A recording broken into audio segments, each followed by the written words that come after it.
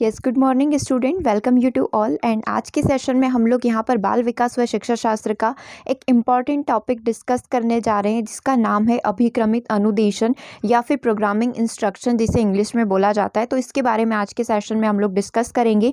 और जैसा कि आप सभी स्क्रीन पर देख पा रहे हैं, यदि आप बाल विकास व शिक्षा शास्त्र की 2000 क्वेश्चन की सीरीज़ को बाय करना चाहते हैं, जो कि हिंदी लैंग्वेज में अवेलेबल है, और इसका hard copy as well as soft copy दोनों ही अवेलेबल है। यदि आप अपने घर मंगवाना चाहते हैं तो आप इसे अपने घर भी मंगवा सकते हैं। इसके लिए आप हमसे कांटेक्ट कर सकते हैं 8770803840 पर जाकर आप हमें व्हाट्सएप करके इसकी सारी डिटेल प्राप्त कर सकते हैं। चलिए सेशन को हम लोग स्टार्ट करते हैं।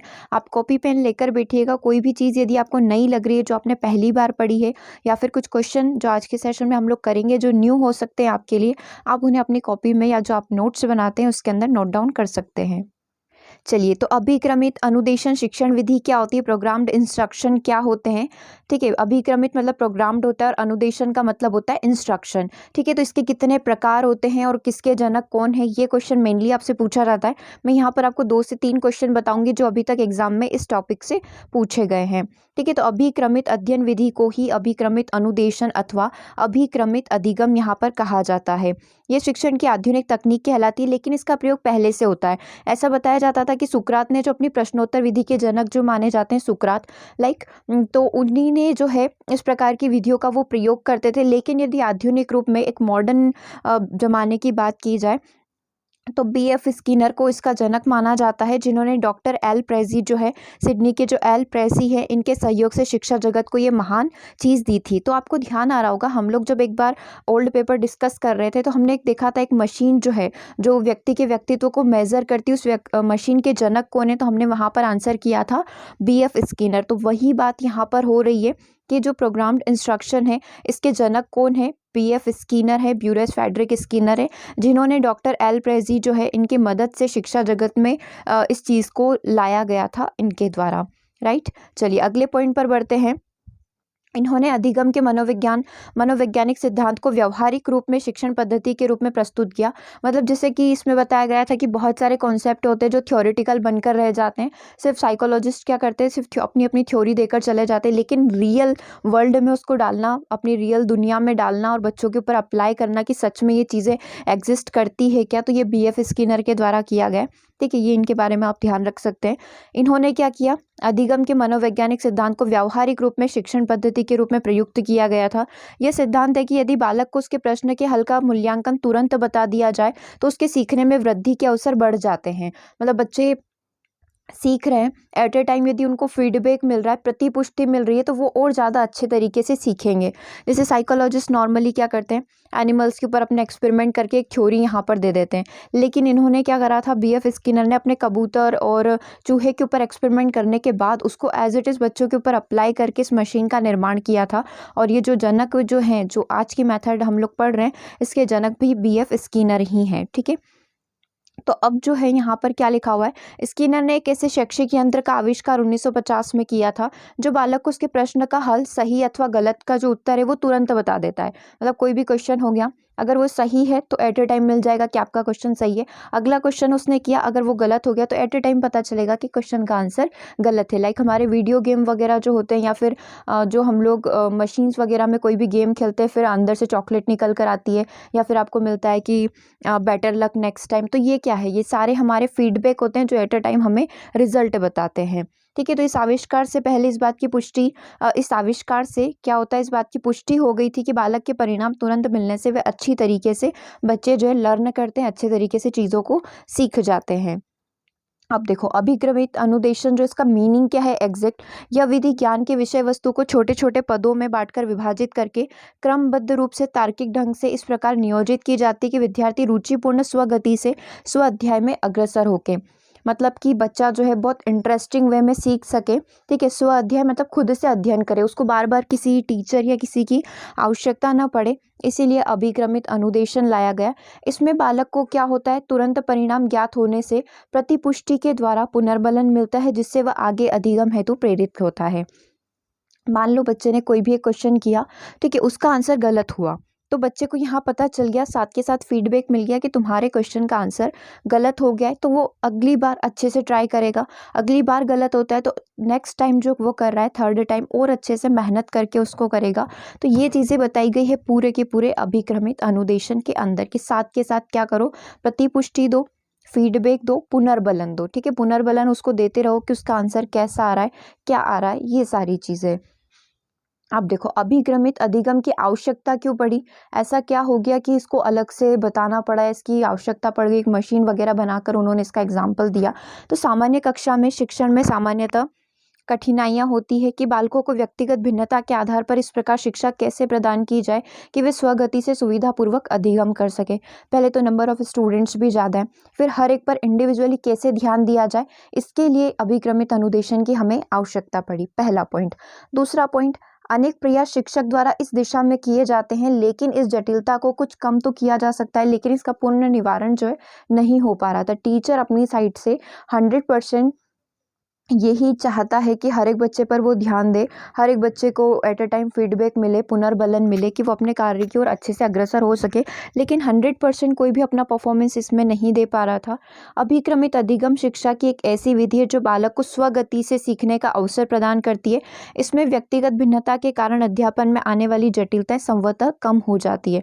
मतलब हर एक व्यक्ति का अपना अलग अलग बिहेवियर होता है, सोचने समझने का तरीका होता है।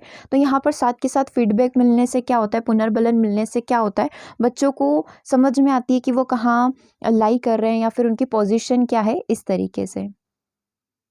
चलिए अगले पॉइंट की बात करते हैं, अभिक्रमित अधिगम के सिद्धांत। ठीक है, अब इसके सिद्धांत क्या क्या हैं या ये फिर किस चीज़ों पर वर्क करता है, इसके बारे में हम लोग देख लेते हैं। सबसे पहले बात करते हैं छोटे छोटे सोपान का सिद्धांत, मतलब प्रिंसिपल ऑफ स्मॉल स्टेप। इसका अर्थ होता है जिस विषय वस्तु को विद्यार्थी के समक्ष प्रस्तुत किया जाना है उसे क्या करिए, छोटे छोटे पदों में विभाजित कर दिया जाए, क्योंकि यह माना जाता है कि सीखने वाले को सामग्री खंडों में प्रस्तुत की जाए तो वो बहुत अच्छे तरीके से सीखेगा। हम लोग भी यही चीज़ समझते हैं कि कोई भी चीज़ बहुत सारी एक साथ नहीं पढ़ाई जाती। बच्चों को कैसे पढ़ाना चाहिए, छोटी छोटी इकाइयों, छोटे छोटे टुकड़ों में बांटकर पढ़ाना चाहिए। तो ये पहला सिद्धांत क्या बोलता है, छोटे छोटे सोपान का सिद्धांत।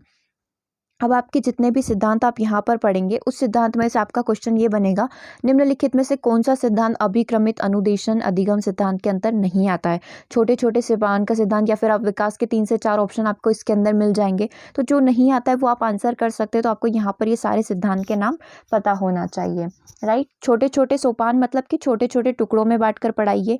अगला पॉइंट हम लोग देखते हैं, अगला पॉइंट क्या बोल रहा है, सक्रिय सहयोग का सिद्धांत, यानी कि प्रिंसिपल ऑफ एक्टिव रिस्पॉन्डिंग। अब देखो नाम से ही बहुत सारी चीज़ें क्लियर हो रही है। जैसे पहला हम लोगों ने पढ़ा, पहला क्या पढ़ा, पहला हम लोगों ने देखा कि यहाँ पर जो होता है छोटे छोटे सोपान में बांटकर पढ़ाया जाता है, मतलब छोटे छोटे टुकड़ों में हम लोगों को बांटना है, छोटी छोटी इकाइयों में बांटना है। दूसरा है सक्रिय सहयोग, मतलब बच्चा क्या करे, एक्टिवली पार्टिसिपेट करे, सक्रिय सहयोग से सीखे। तो प्रत्येक इकाई का छात्र किसी न किसी रूप में अनिवार्यतः उत्तर दिया जाता है। ठीक है, आंसर क्या करेगा, हर एक चीज़ में बच्चे को आंसर करना होगा। जब बच्चा आंसर करेगा मतलब कि उसकी भागीदारिता कैसी रहेगी, सक्रिय रहेगी। दो चीज़ें होती है, एक तो होता है हमारा सक्रिय यानी कि एक्टिव, और दूसरा होता है निष्क्रिय यानी कि पैसिव लर्नर। अब यदि हम लोग बात करें सक्रिय लर्नर की, तो सक्रिय लर्नर में क्या होगा, बच्चा जो है आगे रहकर किसी भी क्वेश्चन का आंसर करेगा। जब टीचर उससे बार बार पूछेगा तो बच्चा वहाँ पर अलर्ट रहेगा। लेकिन जब पैसिव लर्नर होता है तो टीचर बोलता रहता है और बच्चा सुनता रहता है। तो ऐसे में बच्चा कौन सी अवस्था में चला जाता है, निष्क्रिय अवस्था में चला जाता है। तो यहाँ पर हमें क्या करना है, सक्रिय सहयोग देखना है, प्रिंसिपल ऑफ एक्टिव रिस्पॉन्डिंग। अगर यहाँ पर पैसिव रिस्पॉन्डिंग आ जाए, निष्क्रिय आ जाए, तो वो आपके जो है प्रोग्रामिंग इंस्ट्रक्शन जो है उसके अंदर नहीं आता है। तो आप इस चीज़ का ध्यान रखेंगे। इसमें पहला पॉइंट तो ये बोल दिया कि हर एक का अनिवार्यतः आंसर देना जरूरी है। दूसरा पॉइंट है, मनोवैज्ञानिक खोजों से यह सिद्ध हो चुका है कि अध्येता भली भांति तभी सीखता है, मतलब अध्ययन करने वाला या फिर अध्ययन करता तब सीखेगा जब वो क्या कर रहा है, किसी भी आंसर का सक्रिय रूप से आंसर कर रहा है, सक्रिय रूप से पार्टिसिपेट कर रहा है। तीसरा पॉइंट है, यदि हम लोग परंपरागत या जो औपचारिक शिक्षण की बात करें, औपचारिक शिक्षण के अंदर क्या होता है, बच्चे जो होते हैं जिस क्वेश्चन को पूछा जा रहा है उसी का आंसर करें, लेकिन पुरानी चीज़ें जो है या फिर उनका पुराना अनुभव जो है सिर्फ उनके दिमाग में भरा हुआ रह जाता है। ठीक है, तो ये परंपरागत शिक्षण और हमारा जो सक्रिय सहयोग इसके बीच में डिफरेंस हो जाएगा। अगला पॉइंट है, वे अध्यापक सक्रिय छात्र के सही उत्तर से अपने सोचे हुए उत्तर का मन ही मन मिलान भले ही करे, किंतु शिक्षण में समस्त छात्रों का सक्रिय सहयोग नहीं मिल पाता है। कक्षा में यदि सभी छात्रों का उत्तर सभी छात्र सक्रिय सभी प्रश्नों का उत्तर यदि छात्र जो है सक्रिय रूप से करे, तभी अधिगम क्या होगा, काफ़ी ज़्यादा इफेक्टिव होगा। अगला पॉइंट है, अभिक्रमित अधिगम की एक प्रमुख विशेषता यह है कि प्रत्येक छात्र प्रत्येक प्रश्न समस्या का उत्तर देते हुए अधिगम के प्रत्येक स्तर पर सक्रिय सहयोग करता है। मतलब हर एक स्टेप पर बच्चों का अनिवार्यता कर दी जाएगी कि आपको सक्रिय रूप में भागीदारिता निभानी है, आपको हर एक क्वेश्चन का आंसर करना है। तो इसी सिचुएशन में बच्चे जो है किसी भी चीज़ को बहुत अच्छे तरीके से और प्रॉपर वे में यहाँ पर समझेंगे। तो ये एक डिफरेंस क्रिएट होता है परंपरागत शिक्षण पद्धति और सक्रिय अधिगम सिद्धांत के अंदर। अगले पॉइंट की बात करते हैं, तुरंत आश्वासन का सिद्धांत हमें क्या बोलता है। उत्तरित सोपान के सही गलत उत्तर की जानकारी देते हुए छात्र के अनुप्रेरण के द्वारा पुनर्बलन प्रदान करना, तुरंत आश्वासन देना, तुरंत फीडबैक देना। आपने क्वेश्चन किया, आपको उसी समय फीडबैक मिल गया कि आपके क्वेश्चन का आंसर गलत है। ठीक है, मैंने कोई क्वेश्चन पूछा, आपने मुझे जल्दी से जवाब दे दिया कि इस क्वेश्चन का आंसर गलत है। तो यहाँ पर क्या हो रहा है, साथ के साथ प्रतिपुष्टि मिल रही है, साथ के साथ पुनर्बलन भी प्रदान हो रहा है। मनोवैज्ञानिक प्रयोगों के आधार पर यह सिद्ध हो चुका है कि छात्र तब तक अच्छा सीखता है जब वह अपने उत्तर के प्रति आश्वस्त हो और छात्र अपने उत्तर के बारे में अधिक देर तक प्रतीक्षारत रहता है। ठीक है, वह उस छात्र की अपेक्षा अधिक नहीं सीख पाता जिससे अपने उत्तर परिणाम की प्राप्ति शीघ्र हो जाती है। अब यहाँ पर क्या समझ में आ रहा है, आपने देखा होगा बीएफ स्किनर ने शेपिंग यानी कि निरूपण वगैरह के माध्यम से बताया था कि साथ के साथ क्या होना चाहिए, फीडबैक मिलते रहना चाहिए, प्रतिपुष्टि मिलते रहना चाहिए। अब आप यदि दो बच्चों को कंपेयर करो, एक बच्चे ने क्वेश्चन का आंसर किया, मैम ने क्वेश्चन पूछा, बच्चे ने आंसर किया, यदि बच्चे ने तुरंत जवाब बच्चे ने आंसर दिया और मैडम ने उसको तुरंत फीडबैक दे दिया, तो वो बच्चा अच्छे से सीखेगा। यदि हम उसका कंपेयर करें दूसरे बच्चे से, एक बच्चे ने आज क्वेश्चन किया है, मैम ने उसको बोला है कि तुमको जो है रिप्लाई जो है या फिर इसका जवाब जो है अगले वीक में मिलेगा, अगले सप्ताह में मिलेगा, मैं तुम्हें अपना रिजल्ट बताऊंगी कि तुमने सही कितने क्वेश्चन किए और गलत कितने क्वेश्चन किए। तो ऐसी सिचुएशन में बच्चा कम लर्नर, स्लो लर्नर के रूप में आ जाएगा या फिर उसका वेट करते करते उसका मन उठ जाएगा उस क्वेश्चन से, राइट। तो ये डिफरेंस होता है तुरंत आश्वासन के सिद्धांत के अंदर, एक स्लो लर्नर और एक एक्टिव लर्नर के रूप में, राइट। समझ में आ गया होगा प्रिंसिपल ऑफ इमीडिएट फीडबैक का मीनिंग यहाँ पर क्या है। अगले पॉइंट की बात करते हैं, संवत गतिक्रम का सिद्धांत यानी कि प्रिंसिपल ऑफ सेल्फ प्लेसिंग। ठीक है, अब यहाँ पर क्या होता है, अनुस्तृत सोपानों में क्रमशः एक एक पर अधिकार करने के पश्चात ही दूसरे सोपान को सीखा जाता है। यह मनोवैज्ञानिक सत्य कि कुछ लोग दूसरों की अपेक्षा जल्दी सीखते हैं जबकि कुछ लोग धीरे धीरे सीख पाते हैं। यदि कक्षा में अध्यापन की गति काफ़ी तेज या काफ़ी धीमी रहती है तो हर एक छात्र अपनी गति के कारण अध्ययन पर पूरा ध्यान नहीं लगा चाहता है। ठीक है, तो अब इसमें क्या बताएगा, संवत गतिक्रम मतलब हर एक बच्चा अपने हिसाब से सीख सकता है, क्योंकि हम जानते हैं कि लर्नर स्लो भी होते हैं और काफ़ी ज़्यादा गिफ्टेड यानी कि फास्ट भी होते हैं। तो कोई बहुत धीमी गति से सीख रहा है, कोई बहुत तेज़ गति से 10 मिनट में 10 क्वेश्चन कर पा रहा है, कोई 10 मिनट में 2 क्वेश्चन ही कर पा रहा है। तो अपनी अपनी गति से सीखना बच्चों के लिए ज़्यादा सूटेबल रहता है, इसीलिए प्रोग्राम्ड इंस्ट्रक्शन यहाँ पर बताया गया है।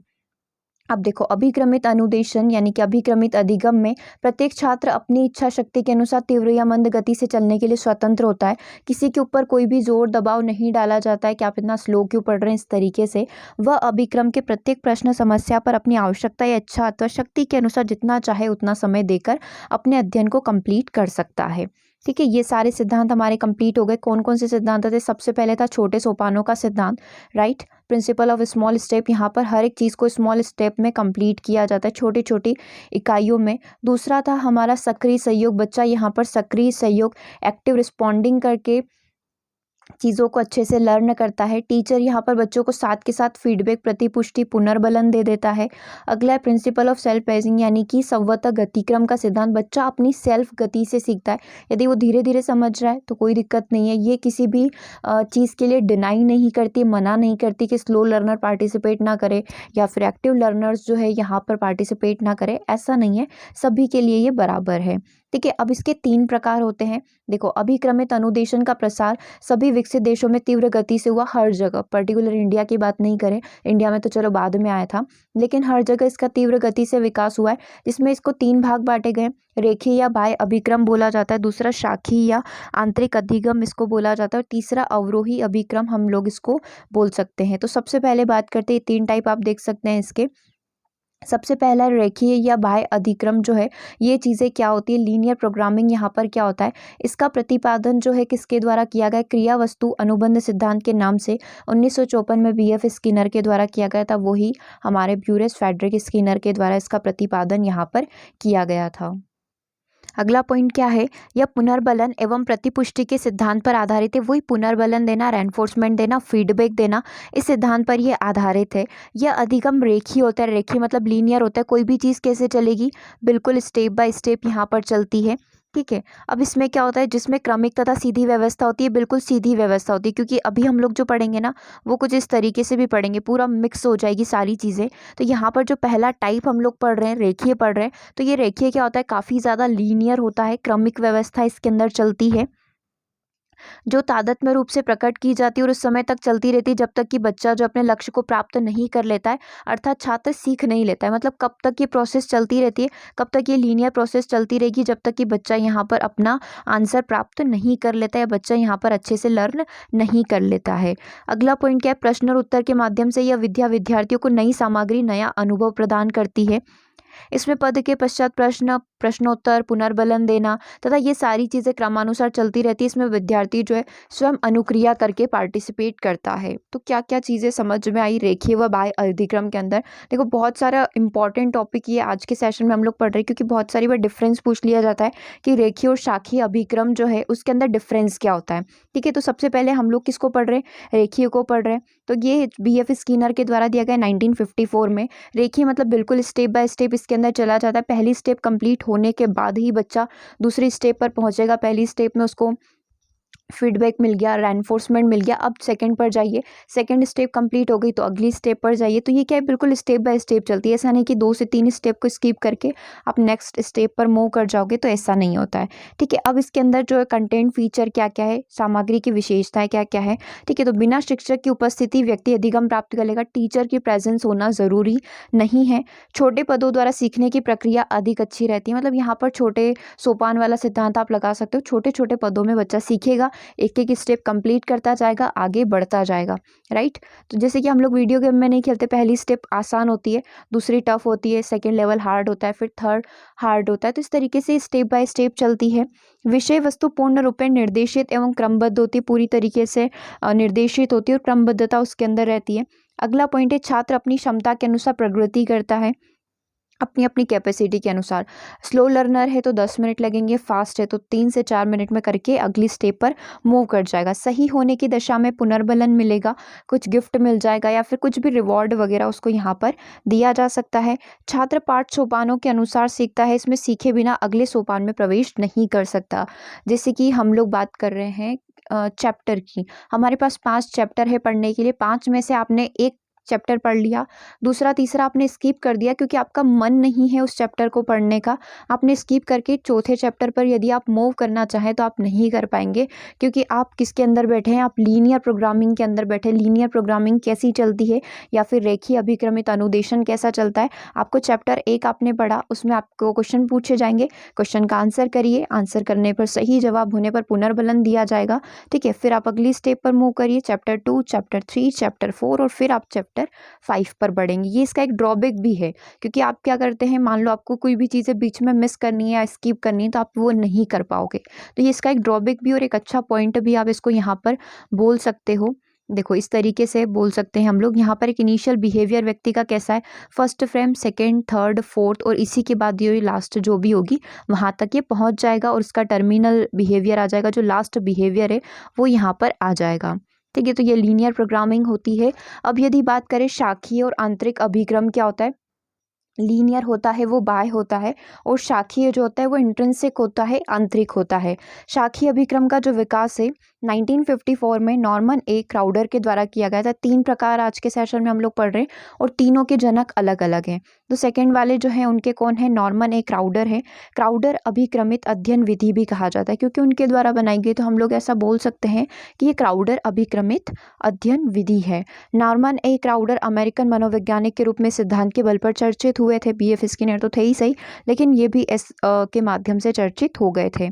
इन्होंने क्या बोला, इनका आधार परंपरागत अनुवर्ग विधि है। इसमें शिक्षार्थी की कमजोरियों, कठिनाइयों व त्रुटियों को ध्यान में रखते हुए विभिन्न पद दिए जाते हैं। एक एक पद पढ़ लेने के पश्चात शिक्षार्थी जो होता है उसको बहुविकल्पी प्रश्न पूछे जाते हैं। सही उत्तर आने पर शिक्षार्थी अगले पद की ओर बढ़ता है। यदि उत्तर सही नहीं आता है तो शिक्षार्थी को उपचारात्मक निर्देश दिए जाते हैं। इस हेतु से पूर्व पठित पद को पढ़ना पड़ता है। ठीक है, अब इसको आप ऐसे समझो कि आप टीचर हैं और आपके मान लो 10 स्टूडेंट हैं, राइट। 10 में से 5 स्टूडेंट ऐसे हैं जिनका अच्छे से परफॉर्मेंस नहीं आ पा रहा है, तो हम लोग उसका ब्रांचिंग और इंट्रिंसिक प्रोग्रामिंग के माध्यम से जो उसको लर्निंग करवाने वाले हैं, उसको सिखाने वाले हैं, शाखी व आंतरिक अभिक्रम के माध्यम से। अब बच्चे जो हैं, 5 बच्चे ऐसे हैं जो क्वेश्चन का आंसर नहीं कर पा रहे हैं। मान लो आपने उसके सामने कोई मल्टीपल चॉइस क्वेश्चन रख दिए, तो अब वो आंसर नहीं कर पा रहे। ऐसी सिचुएशन में आपको उन्हें पूरा चैप्टर पढ़ाना पड़ सकता है, या फिर हर एक चीज़ जो आपने पहले से पढ़ाई थी वो सारी चीज़ें आपको पहले से पूर्व जितनी भी चीज़ें पढ़ाई थी, मान लो चैप्टर 5 आप पढ़ा रहे हो और वो चैप्टर 5 का एक भी क्वेश्चन नहीं कर पा रहे, तो आपको पूरा उनको रिवाइज करवाना पड़ेगा। उसके बाद आप वापस से उनको MCQs करवाओगे, मल्टीपल चॉइस क्वेश्चन, बहुविकल्पी प्रश्न करवाओगे। यदि वो नहीं कर पा रहे तो फिर आपको रिमीडियल करने के लिए फिर कुछ और मेथड लगाकर फिर से पढ़ाना पड़ेगा। इस तरीके से ये थोड़ी लेंदी मेथड हो जाती है, बहुत ही ज़्यादा कॉस्टलियर इसको बोल सकते हैं, क्योंकि इसमें समय बहुत ज़्यादा लगेगा। बच्चे यदि नहीं समझ पा रहे तो पूरी चीज़ों को वापस से पढ़ाना पड़ेगा। इसके बदले में हम लोग क्या कर सकते हैं, हम लोग यहाँ पर लीनियर का प्रयोग कर सकते हैं। छोटे छोटे टुकड़ों में बांटकर पढ़ा दिया, एक फ्रेम पढ़ा दी, एक टॉपिक पढ़ा दिया, अगर वो टॉपिक क्लियर है उसकी क्विज करवाकर सेकंड करवा दिया। इस तरीके से कर सकते हैं, राइट। तो ये शाखी या आंतरिक अभिक्रमित अनुदेशन हमारा हो जाएगा। चलिए, इसमें देखिए इसके फ़ायदे नुकसान क्या होंगे। देखो, कोई भी मेथड पढ़ोगे उसके कुछ फ़ायदे डेफिनेटली होंगे और उसके कुछ नुकसान भी होंगे। तो फ़ायदे नुकसान की हम लोग बात कर लेते हैं। तो इसमें प्रतिभाशाली शिक्षार्थी जो है वो बहुत आगे निकल जाएगा। अब आपने बोला कि आपकी क्लास में 10 बच्चे हैं, 10 में से 5 को आप बार बार उनका रिमीडियल कर रहे हो, बार बार उनका उपचार कर रहे हो, उनकी समस्याओं का समाधान कर रहे हो, लेकिन वो जो रिमेनिंग 5 बच्चे थे वो तो आगे निकल गए, क्योंकि उनको तो आता था, तो वो प्रॉब्लम को सॉल्व करके आगे निकल जाते हैं। इसमें विद्यार्थी अपनी सूझबूझ से अनुक्रिया का चुनाव करने के लिए स्वतंत्र होता है। जरूरी नहीं कि कंपलसरी हो कि बच्चा चैप्टर 1 को पढ़े देन चैप्टर 2 को पढ़े, जरूरी नहीं है। चैप्टर 5 इजी लग रहा है तो सबसे पहले चैप्टर 5 उनको पढ़ा दो, चैप्टर 7 इजी लग रहा है तो 7 को पहले पढ़ा दो। ठीक है, तो बच्चों के पास राइट रहता है, अधिकार रहता है अपनी सुझाव का चयन करने के लिए। इसीलिए इसे इंट्रिंसिक या फिर आंतरिक बोला जाता है, क्योंकि बच्चे को सही लग रहा है, बच्चे को सही लग रहा है कि मुझे मूल्यांकन जो चैप्टर है बहुत आसान है, पहले कर लूँगा, समावेशी शिक्षा बहुत आसान है, पहले कर लूँगा, तो वो बच्चे के ऊपर डिपेंड करता है। तो अपनी सूझ से वो आगे निकल जाएगा, जो चैप्टर उसे आते हैं उसको दिया जाएगा और फीडबैक के रूप में यहाँ पर प्रश्न भी पूछे जाते हैं, तो साथ के साथ समस्याओं का समाधान भी हो जाएगा। ठीक है, अब यहाँ पर क्या किया जाता है, एग्जैक्ट बहुविकल्पी प्रश्न साफ साफ लिखा हुआ है कि बहुविकल्पी प्रश्नों का सहारा लेंगे, तो इसे बहुरूपिया अभिक्रम भी कहा जा सकता है। बहुरूपिया मतलब बहुत सारे रूप होते हैं इस तरीके से। ठीक है, तो बहुरूपिया अभिक्रम आप इसको बोल सकते हो। शाखी अभिक्रमित अनुदेशन में बहुत सी सामग्री को बिखेर दिया जाता है। अब आपके पास मान लो 10 चैप्टर थे, तो 10 चैप्टर क्या हो गए, आपके लिए फ्री छोड़ दिए गए कि जो चैप्टर आपको पढ़ना है वो पढ़ लो। तो ये प्रोसेस जो है थोड़ी ज़्यादा कॉम्प्लिकेटेड हो जाती है। सारी चीज़ों को एक तरीके से फैला दिया जाता है कि क्या पढ़ना है, किस तरीके से पढ़ना है, जैसे कि आप इस डायग्राम के थ्रू देख सकते हो। सब कुछ मिस हैपनिंग टाइप हो जाता है, समझ नहीं आता है कि कौन सा पहले पढ़ लिया, कौन सा बाद में पढ़ लिया। हम लोग कंफ्यूज नहीं हो जाते जब हम लोग कोई भी सीरीज़ स्टार्ट नहीं करते हैं, बाद से लास्ट के चैप्टर पहले पढ़ लिए, फिर हम लोग खुद कंफ्यूज हो जाते हैं कि यार स्टार्टिंग में कौन सा चैप्टर पढ़ा था, कौन सा बीच में। हमारे साथ ऐसा होता है कि एग्जाम में एक आधो चैप्टर जो हमारे बीच में मिस भी हो जाते हैं, पर्टिकुलर कोई टॉपिक है वो छूट जाते हैं। ठीक है, तो ऐसी चीज़ें होती है, तो इसका ये थोड़ा ड्रॉबैक आप इसको मान सकते हो कि शाखी अभिक्रमित अनुदेशन में बहुत सी सामग्री बिखेर दी जाती है। उसमें से छात्र अपनी योग्यता अनुसार चुनाव करके ज्ञान धारण करता भी है। अतः रेखीय अभिक्रम अनुदेशन की अपेक्षा और शाखी अभिक्रमित अनुदेशन बहुत ही ज़्यादा इफेक्टिव होता है। अब इसका ये पॉजिटिव पॉइंट भी है और एक नेगेटिव पॉइंट भी है। बिखेरने से क्या होगा, बच्चा कंफ्यूज भी होगा, और पॉजिटिव पॉइंट ये है कि जो आसान है वो पहले कर लेगा और जो कठिन है वो उसको बाद में कर सकता है, या समय के हिसाब से अपने अपने हिसाब से कर सकता है। तो ये इसका एक पॉजिटिव पॉइंट भी है और साथ में इसका एक ड्रॉबैक या फिर इसकी एक कमी भी आप यहाँ पर बोल सकते हो। और समय ज़्यादा लगता है। समय ज़्यादा क्यों लगता है, क्योंकि इतना सारा समय जो है, कोई भी एक चीज़ नहीं आने पर पूरी चीज़ों को वापस से, पुराना जितना भी ज्ञान है उसको वापस से यहाँ पर पढ़ाया जाता है। तो ये इसका सबसे बड़ा ड्रॉबैक हो गया। अब आपसे पूछा जा सकता है यहाँ पर डिफरेंस, कि इन दोनों के बीच में डिफरेंस क्या होता है। डिफरेंस क्या बताता है? रेखीय अभिक्रम व शाखीय अभिक्रम में अंतर हम लोग यदि बात करें तो दो प्रकार से हम लोग इसको समझ सकते हैं। सबसे पहले तो रेखीय लीनियर जो होता है बिल्कुल क्रमानुसार होता है, मतलब क्रमबद्ध तरीके से स्टेप बाय स्टेप चलता है। लेकिन यदि शाखीय ब्रांचिंग की हम लोग यहाँ पर बात करेंगे तो ये बिखरा हुआ होता है, डिस्ट्रीब्यूटेड होता है। जो चैप्टर पहले सिलेक्ट करना है आप उसको यहाँ पर सिलेक्ट कर सकते हो। रेखीय अभिक्रम की यदि बात करें तो प्रत्येक प्रोग्राम या प्रश्न समस्या से होकर बच्चे को गुजरना पड़ता है। ठीक है, मतलब एक एक स्टेप करके आगे बढ़ेगा, एक स्टेप क्लियर होने पर अगली स्टेप पर बढ़ा जाएगा। जैसे हम लोग वीडियो गेम वगैरह में करते हैं ना, लेवल 1 के बाद लेवल 2, उस तरीके से एक एक चैप्टर या एक एक टॉपिक को पढ़ने के बाद। लेकिन शाखी में ऐसा हो अनिवार्य नहीं है। तीसरा पॉइंट है, इसमें छात्र क्रमबद्ध चलता हुआ तब तक सीख लेता है जब तक कि अगले अध्याय सोपान पर नहीं पहुंच जाए। मतलब अगले अध्याय सोपान पर यदि अगले चैप्टर पर पढ़ना है तो प्रीवियस उसे सारी चीज़ें आना चाहिए। उसकी क्विज हो गई, उसका हम लोग बोल सकते हैं प्रश्नोत्तरी हो गई या निबंधात्मक किसी भी प्रकार के प्रश्न यदि हो गए तो उनको कंप्लीट करने के बाद ही बच्चा आगे बढ़ेगा। लेकिन शाखी में क्या होता है, जैसा वो चाहे उसको सिलेक्ट कर सकता है। ठीक है, इसके पास क्या रहते हैं, दो या दो से ज़्यादा ऑप्शन रहते हैं कि चैप्टर 1 आपने कर लिया तो आपके पास दो ऑप्शन है कि आप 2 पर जाना चाहोगे, आप 3 पर जाना चाहोगे, 4 पर, या जो भी चैप्टर है आप उस पर जाकर मूव कर सकते हो। बाद में अगर आपको लगता है तो आप वापस से पीछे आकर प्रीवियस चैप्टर जो है उनको कंप्लीट यहाँ पर कर सकते हो। देखो इससे तो बहुत सारे डिफरेंस है। जैसे कि यदि आप इनके जनक की भी बात कर लें तो रेखीय अभिक्रम जो है इसके जनक कौन है, BF स्किनर है अमेरिका के। ठीक है, और यदि आप लोग ब्रांचिंग की बात करेंगे तो नॉर्मन क्राउड जो है वो भी अमेरिका के, ये हमारे ब्रांचिंग यानी कि शाखी के जनक हो गए।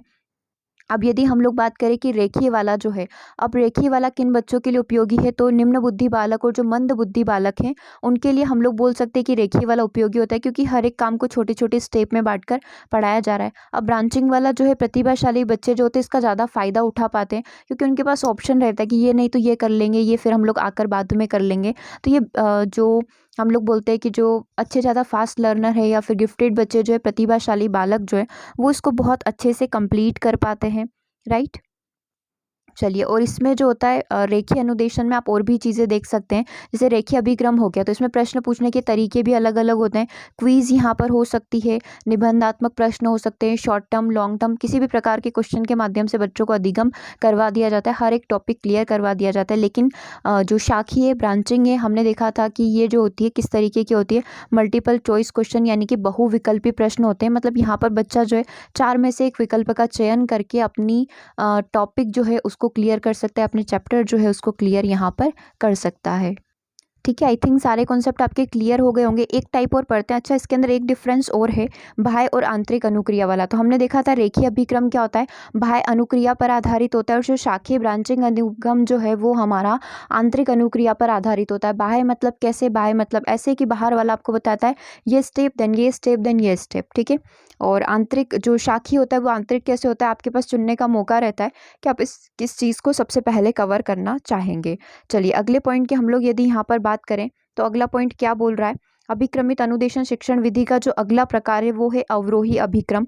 अवरोही अभिक्रम के जनक कौन है, थॉमस एफ गिलफोर्ड जो है 1962 में अमेरिका के गणित विषयों के प्रत्यय के लिए उन्होंने इसका विकास किया था। यह BF स्किनर के सिद्धांत सक्रिय अनुबंधन अनुक्रिया पर आधारित है। मैथ्स के कॉन्सेप्ट को समझने के लिए उनके द्वारा अवरोही अभिक्रम जो है इसका विकास किया गया। जनक कौन है, F गिलफोर्ड है। ठीक है, अब ये किस के लिए उपयोगी होगा, जो समस्याग्रस्त बालक होते हैं या जो औसत बालक होते हैं उनके लिए हम लोग यहाँ पर बोल सकते हैं ये मेथड उपयोगी हो सकती है। पहले पढ़ लेते हैं इसके अंदर क्या क्या चीज़ें हैं। देखो, जटिल व्यवहार समूह विश्लेषण एवं पुनर्निर्माण के लिए पुनर्बलन के सिद्धांतों का प्रयोग इसमें किया जाता है। ठीक है, जो विषय वस्तु के पूर्ण अधिकार का प्रतिनिधित्व करती है। इसमें विषयों को छोटे छोटे पदों में प्रस्तुत किया जाता है व प्रदर्शन, अनुबोध और अनुक्रिया के आधार पर विषय वस्तु पर स्वामित्व यहाँ पर प्रदान किया जाता है। अब देखो, इसको पिक्चर के माध्यम से समझो ताकि आसान हो जाए। देखो, इस विधि को यदि आपको समझना है तो आप इसको एक एग्जाम्पल के थ्रू समझ सकते हो कि अवरोही अभिक्रम जो है कैसे काम करती है। देखो, इस विधि के अंदर क्या होता है, आप कैसे समझेंगे इसको, जैसे कि नॉर्मली बच्चों के सामने हमने उत्तर प्रस्तुत कर दिया है, फिर उसको प्रश्न के ऊपर लेकर जाया जाता है। मान लो एक कॉन्सेप्ट हमने बता दिया बच्चों को कि देखो ये कॉन्सेप्ट ऐसे कार्य करता है, और इसके ऊपर जो है बच्चों को फिर इसके ऊपर के कॉन्सेप्ट करवाए जाते हैं या फिर इसका निर्माण कैसे होगा, ये सारी चीज़ें बताई जाती है। नॉर्मली ये गणित शिक्षण के लिए उपयोगी है, लेकिन साथ के साथ हम लोग इसको बोल सकते हैं कि विज्ञान शिक्षण में भी इसका प्रयोग किया जाता है। तो सेम क्वेश्चन आपके मैथ्स की पेडागोजी जो होगी और EVS की पेडागोजी जो है वहाँ पर भी सेम क्वेश्चन बनेगा कि अवरोही अभिक्रम का प्रयोग कहाँ पर किया जाता है? तो मैथ्स पढ़ाने के लिए अवरोही अभिक्रम का हम लोग यहाँ पर प्रयोग करते हैं। कोई भी जटिल व्यवहार समूह विश्लेषण एवं पुनर्निर्माण के लिए पुनर्बलन के सिद्धांतों का प्रयोग किया जाता है। ठीक है, अब इसमें क्या किया जाता है, विषय को छोटे छोटे पदों में प्रस्तुत कर दिया जाता है, फिर प्रदर्शन के माध्यम से, मतलब कोई भी चीज़ है तो उसको प्रदर्शन कर कर, मतलब चीज़ों को एग्जैक्ट दिखाकर, अनुबोधन मतलब बच्चों की समझ क्षमता क्या है उसके आधार पर, और उस पर एक्टिविटी करवाकर, उस पर अनुक्रिया करवाकर आप विषय वस्तु पर बच्चों की कमांड हासिल करवा सकते हैं। तो ये चीज़ होती है हमारी अवरोही अभिक्रम।